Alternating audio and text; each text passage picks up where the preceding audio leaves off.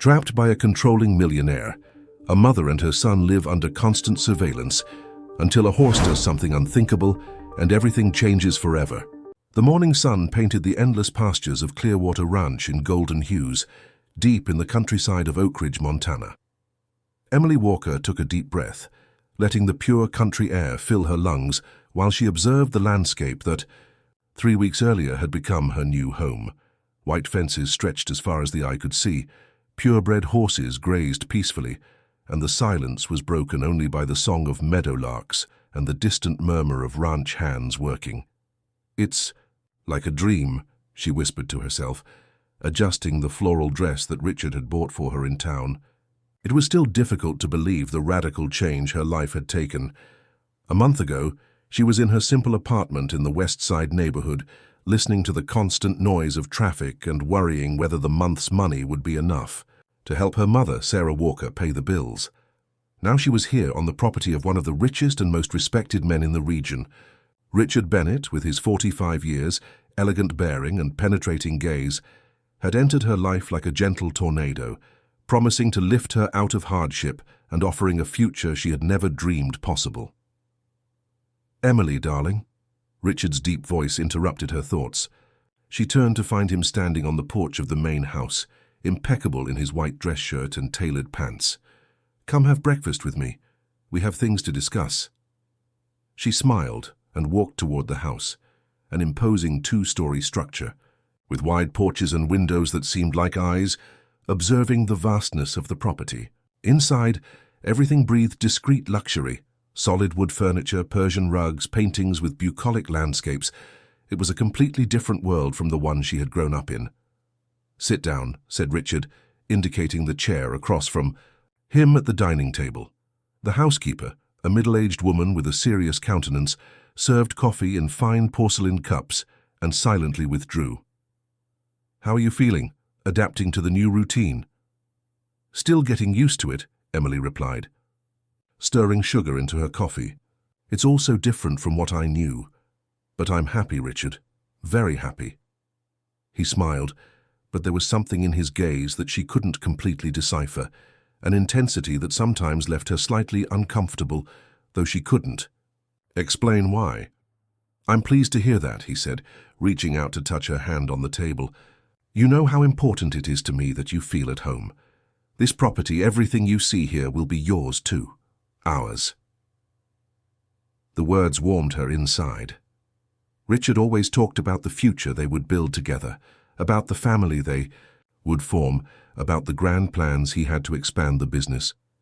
It was comforting to feel part of something bigger, especially after so many years struggling to survive. "There's something I need to tell you," he continued, his voice taking on a more serious tone. "From now on, I prefer that you don't leave the property without my company. The region has its peculiarities, people with bad intentions who might try to take advantage of your kindness." Emily frowned slightly. "But I don't know anyone here, and I have nowhere to go." "Exactly," he said, squeezing her hand more firmly. "And it's better that it stays that way. Here you're safe, protected. Outside you never know." Something in the way he spoke sent a chill down her spine, but she pushed the feeling away. Perhaps it was just genuine concern. After all, she really didn't know anyone in the region, and Richard knew much better the dangers that might exist. "I understand," she murmured, trying to sound convinced. "Good," he smiled again, but the smile didn't quite reach his eyes. "Oh, and another thing. The house phone has been out of order for a few days. I'll arrange to have it fixed soon." Emily nodded, although she remembered hearing the phone ring the previous evening, but perhaps she was confusing it with another sound. After breakfast, Richard left to take care of business, leaving her alone in the immense house. She decided to explore the property a bit more, walking through the well-kept gardens until she reached the stables. The smell of leather and hay transported her to childhood memories when she visited an aunt's farm in the countryside. That's when she saw him. In the last stall, a magnificent horse was watching her. His coat was such a dark brown that it almost looked black, and his large, expressive eyes seemed to carry an ancient wisdom. There was something in that gaze that made her stop instantly. "His name is Thunder," said a voice behind her. Emily turned and saw a young man, no more than 25 years old, straw hat on his head and simple work clothes. "I'm Jason, one of the ranch hands here." "Nice to meet you, Jason. I'm Emily." She extended her hand, which he shook firmly. There was something different about this young man, an honesty in his gaze that contrasted with the sometimes heavy atmosphere she felt in the main house. "He's a special animal," said Jason, looking at Thunder. "The boss says he's the most expensive horse in the region, but I think he's much more than that. He has a rare intelligence. Sometimes it seems like he understands everything that happens around him." Emily cautiously approached the stall. Thunder didn't move, just continued to observe her with those penetrating eyes. Slowly, she extended her hand, and to her surprise, the animal approached and allowed her to touch his velvety muzzle. "He likes you, ma'am," observed Jason with a genuine smile. "That's rare. Thunder doesn't trust just anyone." For some reason she couldn't explain, Emily felt an instant connection with the animal. It was as if he could see through her soul, understand things she herself hadn't yet realized. At that moment, she heard the sound of a car approaching. Jason immediately changed his posture, becoming more serious. "I'd better get back to work," he said quickly. "But if you need anything, I'll always be around." Emily watched him hurry away, intrigued by the sudden change in his behavior. She turned her gaze back to Thunder, who continued to observe her intensely, as if wanting to tell her something important. If this story interested you, don't forget to subscribe to our channel and give it a like. Tell us what city you're watching from. We continue. The following weeks brought a routine that gradually began to awaken in Emily an uneasiness she couldn't name. She always woke up at the same time, had breakfast with Richard when he was present, spent the day exploring the house and nearby gardens, and dined alone when he traveled on business. It was a comfortable life, without doubt, but there was something that deeply bothered her, the growing sensation of being watched. One morning she decided to test a suspicion that had been forming in her mind. She put on a light dress and deliberately walked toward the main gate of the ranch. She had no real intention of leaving, just wanted to feel the freedom of being able to do so. But when she was a few meters from the gate, one of the workers appeared as if he had sprouted from the ground. "Good morning, Mrs. Emily," said the man, a tall, thin fellow with scars on his face and an intimidating look. "Mr. Bennett left instructions to accompany you if you wish to leave the property." "I didn't say I wanted to leave," she replied, trying to keep her voice firm. "I was just walking." "Of course, ma'am, but it's my job to ensure your safety. You never know, right?" The way he smiled made her instinctively back away. There was something deeply uncomfortable about the man, a threatening aura that completely contrasted with the forced politeness of his words. "I'll go back to the house," she murmured quickly, turning around. On the way back, she noticed that the man followed her at a distance until he was sure she had entered the main house. The feeling of being watched intensified, transforming into a disturbing certainty. That night, when Richard returned from one of his trips, she decided to address the subject during dinner. "Richard, I need to talk to you about something that bothers me," she began, carefully choosing her words. "Of course, my love, what is it?" He continued cutting his meat, without raising his eyes from the plate. "It's about the employees. I have the impression that they follow me, watch me. Today, when I walked close to the gate, one of them appeared saying he had orders to accompany me if I wanted to leave." Richard finally raised his eyes, and for a brief moment Emily saw something pass through them that made her swallow hard. It was a coldness she had never noticed before. "And what's the problem with that?" he asked, his voice maintaining a calm tone but with a subtle harshness. "I'm just protecting what's mine. You're too precious to take unnecessary risks." "But I feel like I'm—" She hesitated, searching for the right word. "Like you're what, Emily?" The question came loaded with an authority she had never heard before. "A prisoner," she whispered, immediately regretting having used that word. The silence that followed was deafening.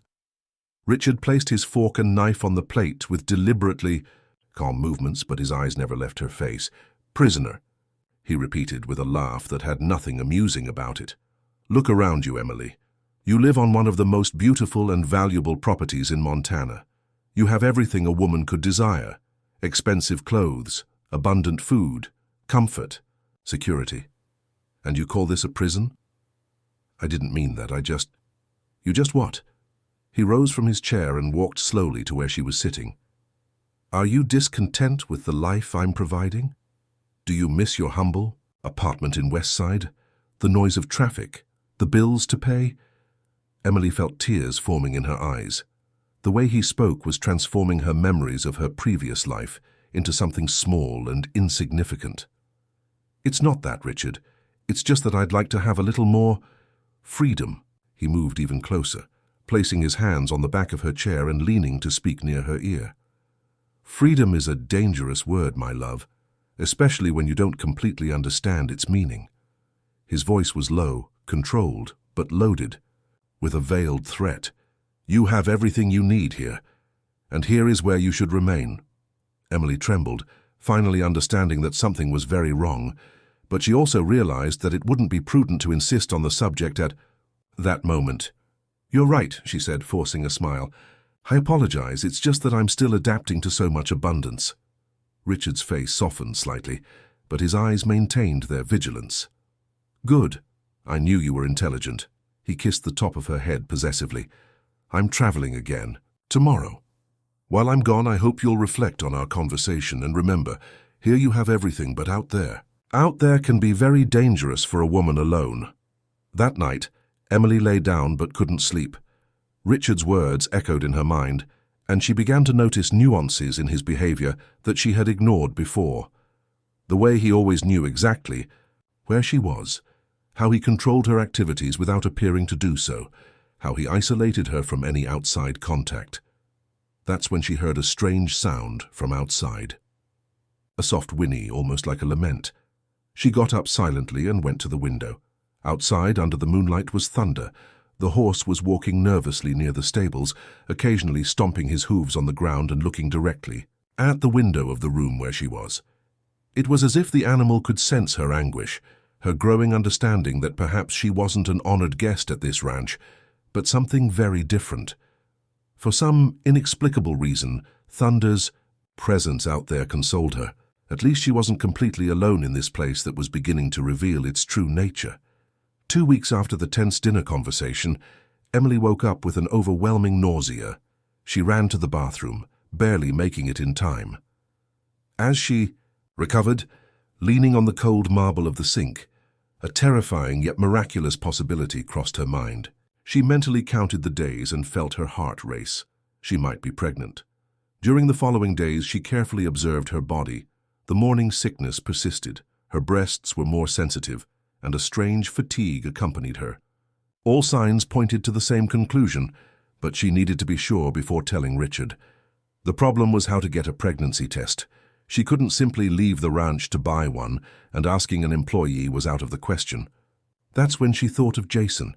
Since that first encounter at the stables, they occasionally crossed paths, and she always felt she could trust him. One afternoon, while walking through the gardens, she saw him fixing a fence near the house. She waited until she was sure no other employee was nearby and approached. "Jason," she called softly, "can I talk to you?" He looked up, immediately noticing something different in her expression. "Of course, Mrs. Emily, did something happen?" "I need a favor," she said, nervously looking around. "It's very important, but I need it to stay between us." Jason completely stopped what he was doing and looked at her seriously. "You can count. It's on me. I need you to bring a pregnancy test from town. I can give you money." His face lit up with a genuine smile. "You're going to be a mother. How wonderful."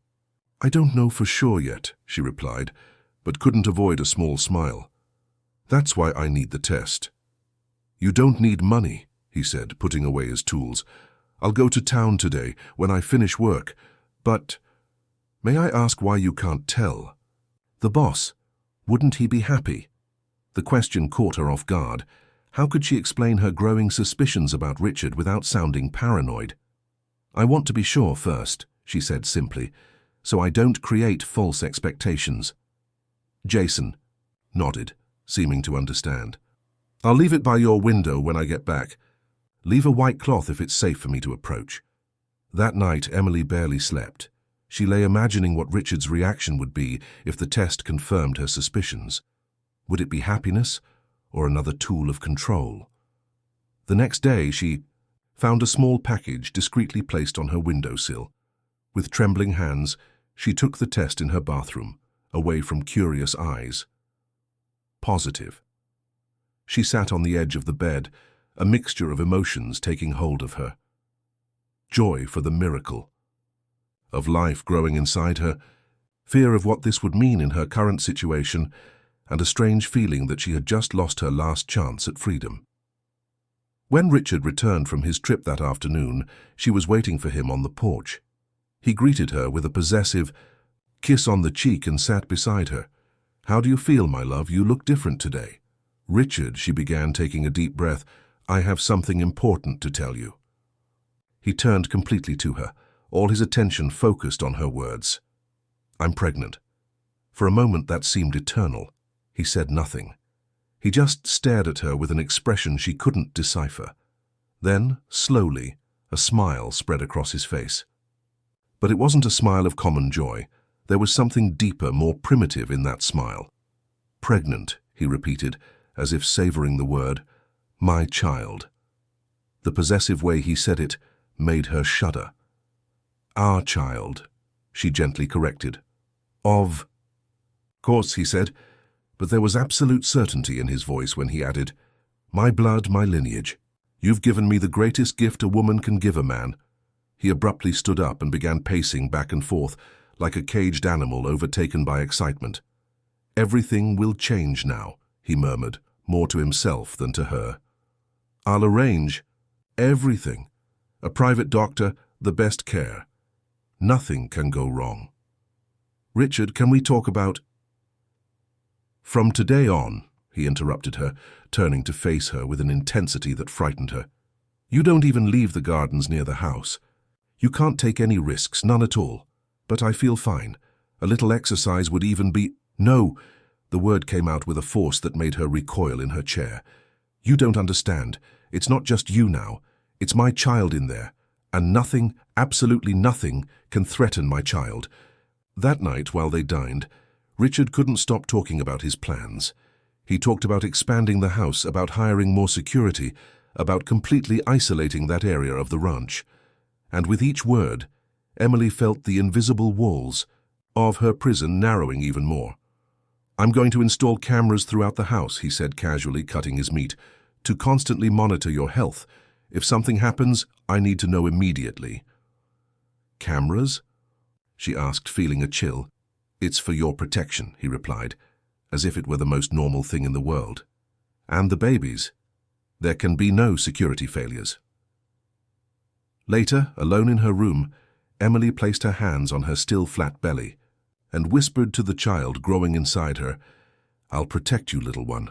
I don't know how yet, but I'll find a way to get us out of here." Outside, as if he could hear her words, thunder whinnied softly, a sound that seemed to carry the promise that she wasn't completely alone in the approaching struggle. The following months brought changes that transformed Clearwater Ranch into a veritable bunker. Cameras were installed in every room of the house, including the bedroom and bathroom, under the justification of medical monitoring. Armed men discreetly patrolled the gardens, always keeping Emily in sight.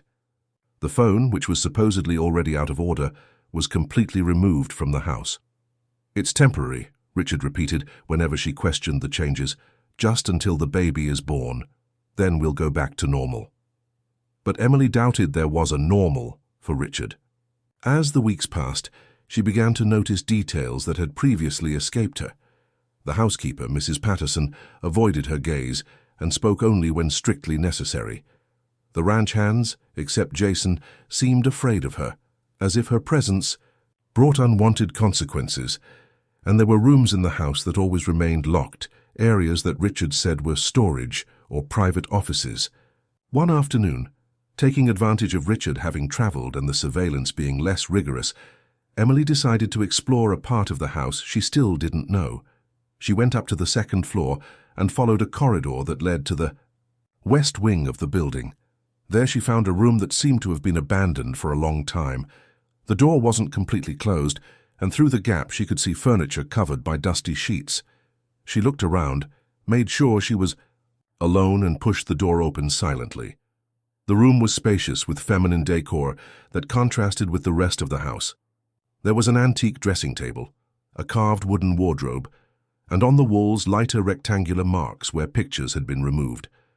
Everything covered by a layer of dust that suggested years of abandonment. Moved by an inexplicable curiosity, she began to explore cautiously. She opened empty drawers, examined the empty wardrobe until something in the lining of one of the drawers caught her attention. There was a small bulge, as if something was hidden there. Carefully, she managed to remove a loose board and found a letter yellowed by time. Her hands trembled when she recognized the feminine handwriting, delicate but hurried. If anyone finds this letter, please know that my name is Rebecca Miller, and I lived in this house for 2 years. When I arrived here, I believed I had found the love of my life. Richard Bennett promised me the world, took me out of a difficult life, and brought me to what I thought was paradise. Emily felt her heart race. She continued reading with a mixture of growing fascination and horror. But this place is not a home. It's a prison disguised as a dream. He controls me, watches me, keeps me isolated from the world. I can't leave. I can't talk to anyone. I can't even breathe without him knowing. And now I'm pregnant, and I know this will only make things worse. Tears began to run down Emily's face. Each word seemed to have been written by herself. He says he loves me, but it's not love. It's possession. I am an object to him, property, and my child will be the same. I need to get out of here before it's too late, before he... The letter ended abruptly, as if Rebecca had been interrupted. But at the bottom of the page, written in an even more hurried handwriting, were some words that made Emily's blood freeze. The horse knows. Thunder knows everything. He's the only thing on this ranch that doesn't completely belong to Richard. If you're reading this, trust the horse. He's your only hope. Emily folded the letter with trembling hands and hid it inside her dress. She left the room silently, but her mind was in turmoil. Rebecca. Who was Rebecca? What had happened to her? And why did Thunder seem to have this special connection that transcended time? That night during dinner, she couldn't get Rebecca out of her mind. She looked at Richard across the table and saw no longer the man who had seduced her with promises of love, but the predator who had already done this before. "You're very quiet today," he observed, methodically cutting his meat. "Something bothering you?" "I was thinking about this house," she said, trying to keep her voice casual. "It must have many stories. Have you always lived here alone?" Richard stopped chewing for a moment, his eyes fixing on her with an intensity that made her swallow hard. "Why do you ask?" "Female curiosity," she forced a smile. "It's such a big house, it must have been lonely for a man alone." "There were other people here before," he said carefully, "but that doesn't matter now. What matters is us, our family, our future." "Other people," she repeated, feigning disinterest. "Employees?" "Not exactly." He abruptly rose from the table. "Those are matters of the past, Emily, and the past should remain buried." The way he said buried sent a chill down her spine. Later, alone in her room, she placed her hands on her belly that was beginning to show signs of pregnancy and murmured, "Rebecca, I don't know what happened to you, but I swear I won't let the same thing happen to me and my child." Outside, Thunder's familiar whinny echoed in the night, and this time it sounded like a promise. If this story interested you, don't forget to subscribe to our channel and give it a like. Tell us what city you're watching from. We continue. The labor pains began on a cold morning in May, when the sun was still struggling to break through the heavy clouds covering the sky of Oak Ridge. Emily felt the first contractions while having breakfast, a familiar pain that made her instinctively place her hand on her now well-rounded belly. "Richard," she called, trying to stay calm, "I think it's time." He, who was reading the newspaper on the other side of the table, raised his eyes with an expression that mixed excitement and something darker, an almost primitive satisfaction. "Finally," he murmured, rising quickly, "I'll call Dr. Thompson."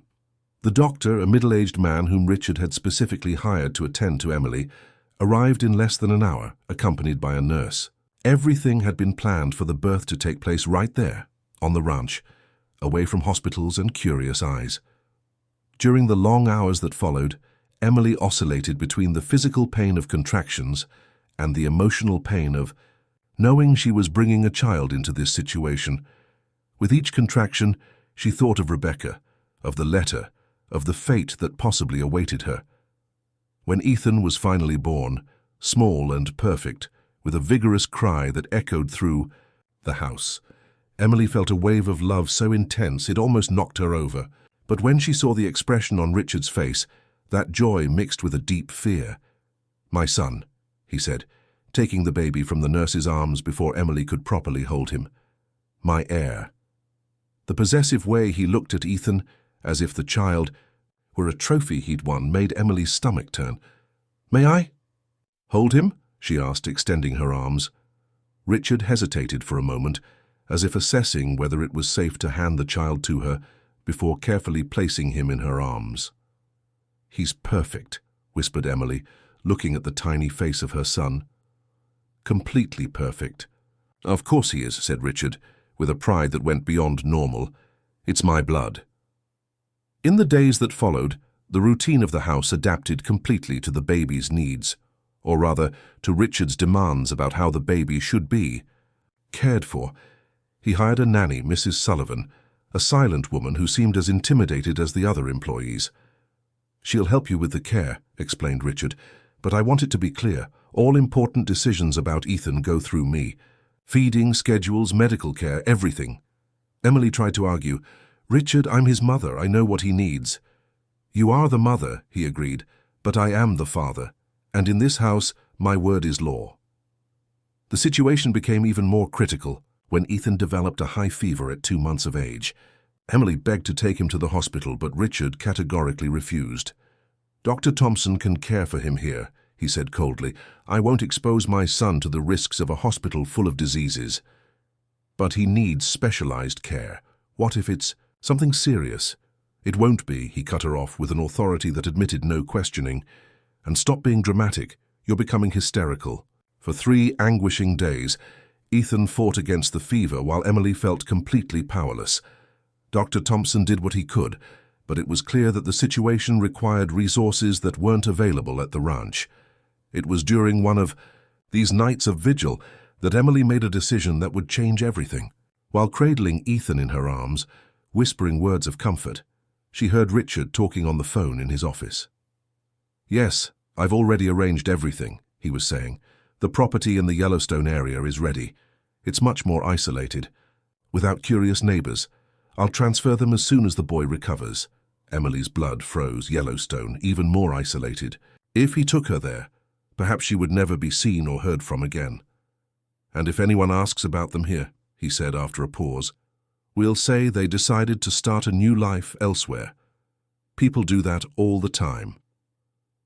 That same night, taking advantage of Richard having gone out to check on the cattle, Emily managed to signal to Jason through the window. He cautiously approached the house, keeping to the shadows.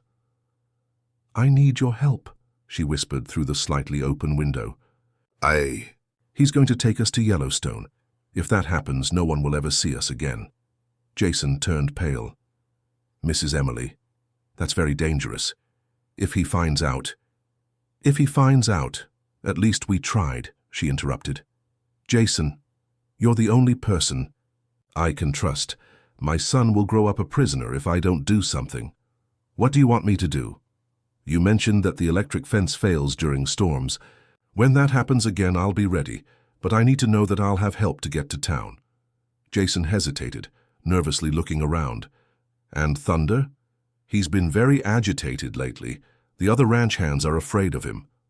"What do you mean?" "He broke 3 fences this week, and he's always near the house at night as if he's guarding something. The boss ordered the men to try to control him, but he doesn't obey anyone." Emily looked out the window toward the stables, where she could see Thunder's imposing silhouette outlined against the night sky. "Rebecca's letter was right," she murmured. "He knows. Somehow, he knows." That night, holding Ethan against her chest as he finally rested with a low fever, Emily made the decision that would determine the future of both of them.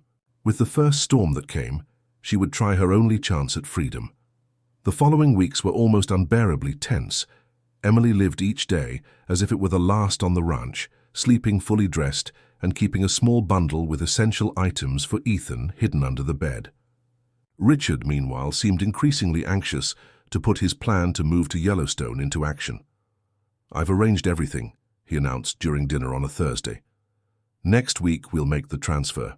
The new property is much more suitable for raising Ethan away from external influences."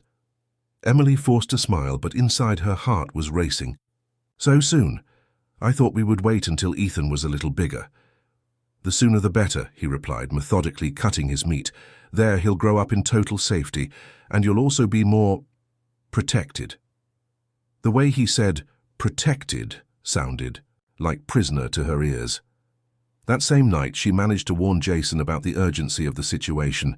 He confirmed that a strong cold front was approaching, with a forecast of intense storms for the weekend. "It's going to be our only chance," she whispered through the window. "If we don't try now, maybe never again." "It'll work out, Mrs. Emily," Jason tried to sound confident, but she could see the fear in his eyes. "I have a friend in town, Mr. Cooper, who has a pickup truck. He'll be waiting on the old road 2 miles from here." "And if Richard discovers that you helped?" Jason swallowed hard. "I've thought about that. I'll pretend I was attacked, that I tried to prevent the escape. A few injuries will make the story more convincing." The courage of that young man moved her deeply. "Jason, you don't have to do this. You could simply—" "Yes, I do," he interrupted. "What's happening here isn't right. It never was. And if I don't help, I'll carry this guilt for the rest of my life." Meanwhile, Thunder seemed to sense that something was about to happen. During the day, he remained restless in the stables, whinnying and stomping his hooves. At night, he circled near the house like a vigilant sentinel. The other ranch hands began to comment that the animal was possessed or bewitched. "That horse is going to have to be controlled," declared Richard during breakfast on Friday. "He's disturbing the order of the ranch." "Maybe he just feels the change in the air," Emily suggested carefully. "Animals are sensitive to storms." Richard stared at her suspiciously. "You seem to know a lot about Thunder's behavior lately." "Just observation," she replied, forcing naturalness. "Sometimes I see him from the window." "It's better that you stop observing him," he said coldly. "And it's better that you focus on preparing for our move. I want you ready by Monday." Monday. Just 3 days. That afternoon, while Richard was in the office dealing with paperwork, Emily managed to approach the stables. She found Thunder alone in his stall, more agitated than ever. When he saw her, the animal approached the railing and stared at her with those intelligent, penetrating eyes. "You know, don't you?" she whispered, extending her hand to touch his muzzle. "You know what's happening here." Thunder snorted softly and pressed his muzzle against her hand, as if wanting to transmit strength and courage. "Rebecca was right about you," she continued. "You're different from the others. You don't completely belong to him." It was then that Jason appeared, checking if everything was all right. "Mrs. Emily, it's dangerous to stay here too long. If the boss discovers—" "Jason," she said, a sudden idea forming in her mind. "What if Thunder could help us more directly?" "What do you mean?" "He knows every corner of this ranch better than any person, and it's obvious he wants to help. What if, when the time came, we set him free too?" Jason frowned. "A loose horse can attract a lot of attention, and it can be dangerous. Or it can be the perfect distraction," she insisted. "Richard would be so concerned with capturing his most valuable horse that he would take longer to notice our escape." As they talked, Thunder seemed to listen to every word, his ears alert to every sound. When Emily mentioned freeing him, the animal whinnied softly, almost as if agreeing. "Are you sure about this?" asked Jason, still hesitant. "I'm sure that we can't waste any advantage we might have," she replied with determination.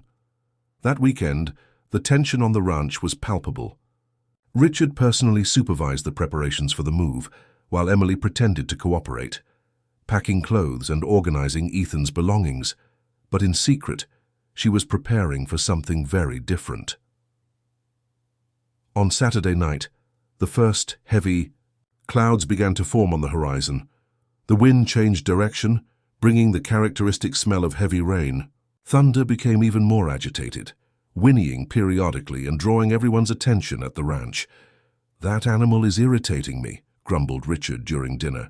"Tomorrow I'm going to have him sedated if necessary." "Maybe it's just anxiety, because of the storm," suggested Emily. "Horses are sensitive to changes in atmospheric pressure." "Since when do you understand horses?" he asked, suspicious. "I read about it in one of the magazines you brought from town," she lied. Richard studied her for a long moment, and Emily had the impression he could read her thoughts. But finally he just nodded and went back to eating. That night, lying in bed with Ethan sleeping beside her, Emily watched through the window as the clouds became increasingly dense. Distant lightning was already beginning to cut across the sky, and the rumble of thunder echoed on the horizon. The storm was coming, and with it her only chance at freedom. The storm arrived with the fury of 1,000 demons. Lightning cut the sky like swords of fire. Thunder shook the foundations of the house, and the wind howled like a wild creature. It was exactly the cover Emily needed. Around midnight, the deafening noise of a crash echoed throughout the ranch. The electric fence had given way, exactly as Jason had predicted. Emily, who had been awake for hours, felt her heart race. It was now or never. She picked up Ethan, who was sleeping deeply in his crib, and carefully wrapped him in his blanket. The baby moved a little but didn't wake up. She grabbed the small bundle she had kept hidden and silently headed for the bedroom door. The hallway was plunged into darkness, illuminated only by the flashes of lightning coming through the windows. Emily knew every floorboard, every creak she should avoid. She moved like a ghost toward the back door of the house. That's when she heard footsteps on the upper floor. Richard had woken up. "What was that noise?" she heard him mutter. Then, the sound of his feet coming down the stairs. Emily hid behind a curtain, breathing as silently as possible. Ethan stirred in her arms, but continued sleeping. She could hear Richard walking through the house, checking windows and doors.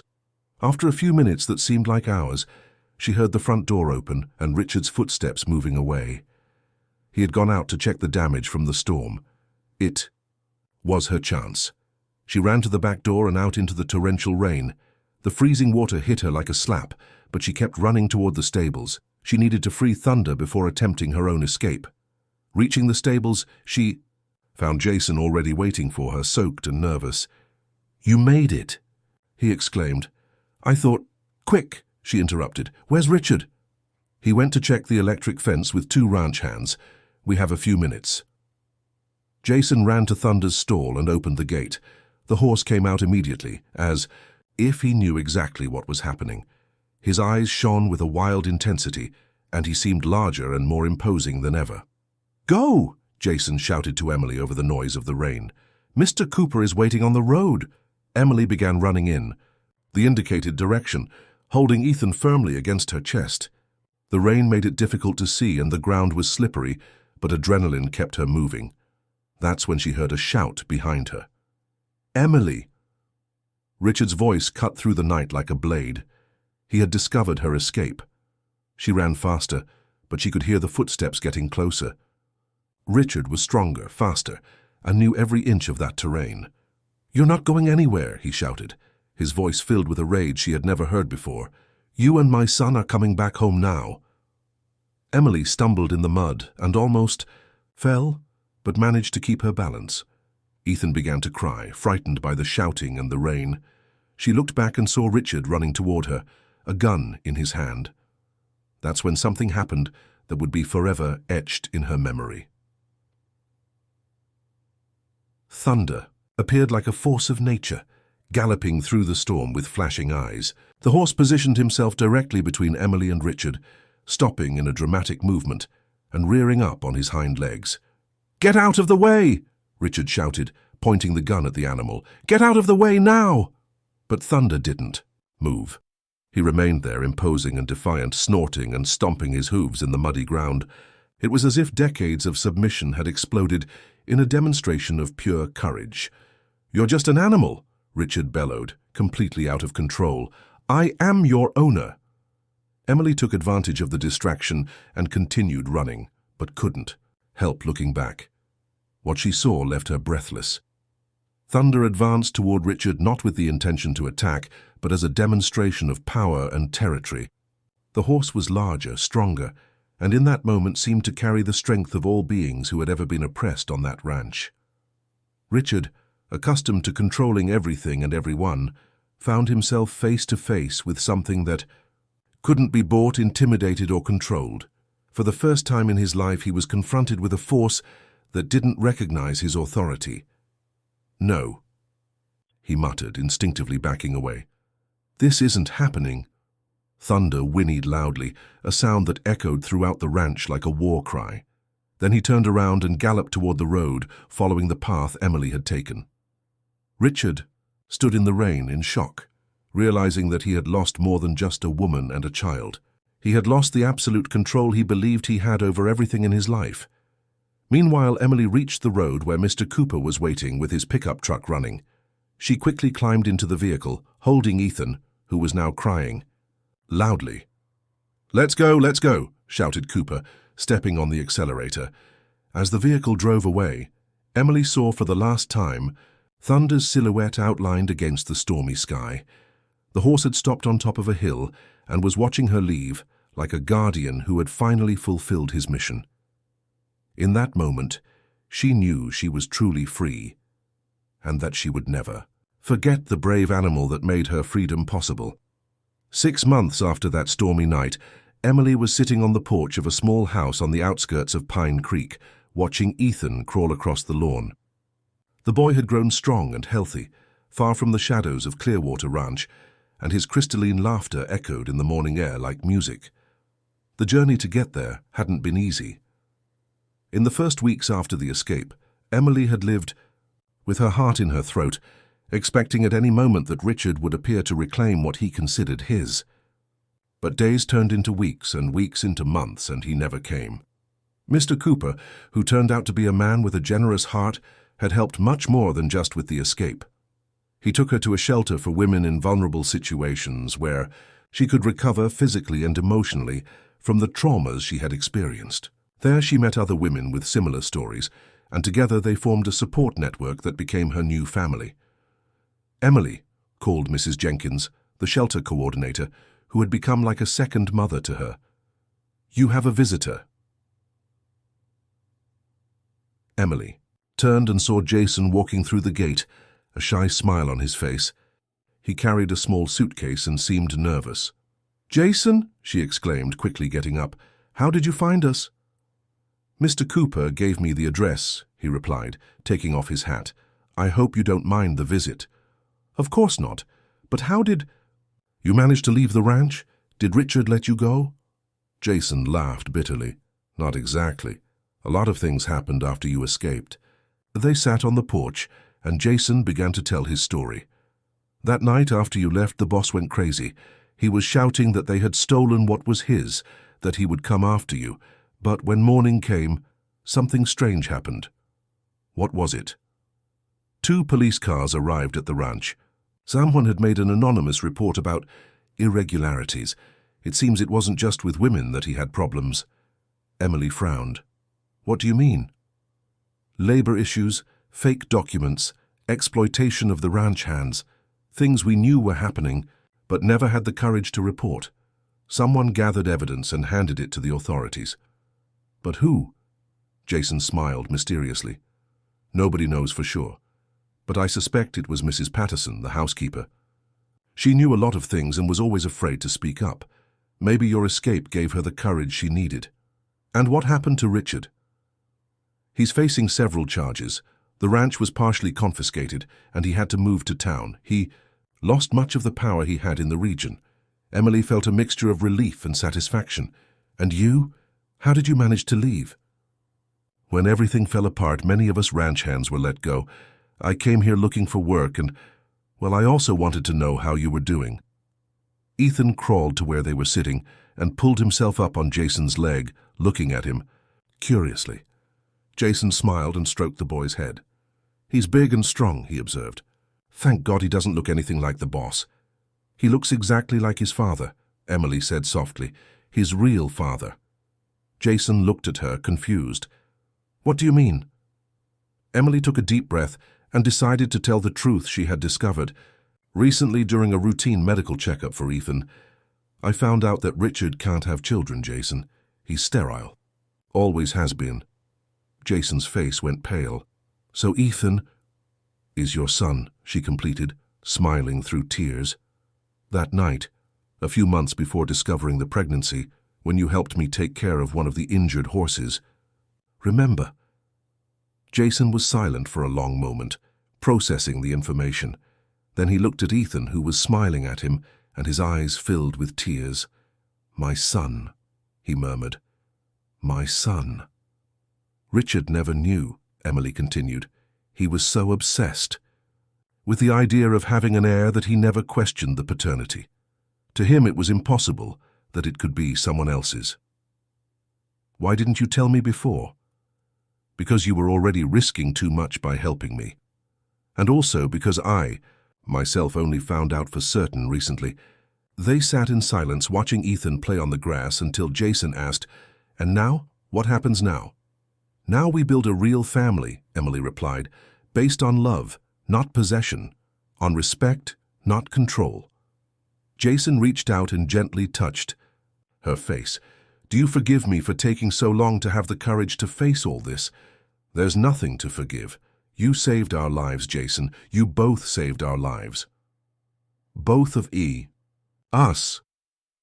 Emily smiled and pointed to the horizon, where a familiar silhouette was galloping freely across the fields surrounding the town. "Thunder," whispered Jason. "He's here. He showed up 2 months ago. Nobody knows how he found his way here, but somehow then he did. Now he lives free in these fields, protecting the area like a guardian." They watched the magnificent horse running with the freedom he always deserved, his muscles gleaming in the morning sun, his mane flowing in the wind. "I think he came to make sure we were okay," said Emily. "And now that he knows we've managed to build a new life, he can finally rest." Jason picked up Ethan and the boy laughed, reaching out to touch the face of the father he was just getting to know. "Let's start from scratch," said Jason, "the 3 of us together." "The 4 of us," Emily corrected, looking at Thunder. "We'll never forget who made all this possible." At that moment, as if he had heard her words, Thunder stopped running and looked toward the house. For an instant his eyes met Emily's across the distance. Then the horse reared up on his hind, legs whinnying loudly in a gesture that seemed to say, "Mission accomplished," and he galloped toward the rising sun, free as he always should have been, carrying with him the eternal gratitude of a family he had helped save. Years later, when Ethan grew up and asked about his story, Emily always began the tale by saying, "Once upon a time there was a horse named Thunder, who taught us all that true strength doesn't come from control over others, but from the courage to protect those we love." And so in the red lands of Montana, a new story began. A story of true love, hard-won freedom, and second chances that bloom when courage meets hope. If this story interested you, don't forget to subscribe to our channel and give it a like. Tell us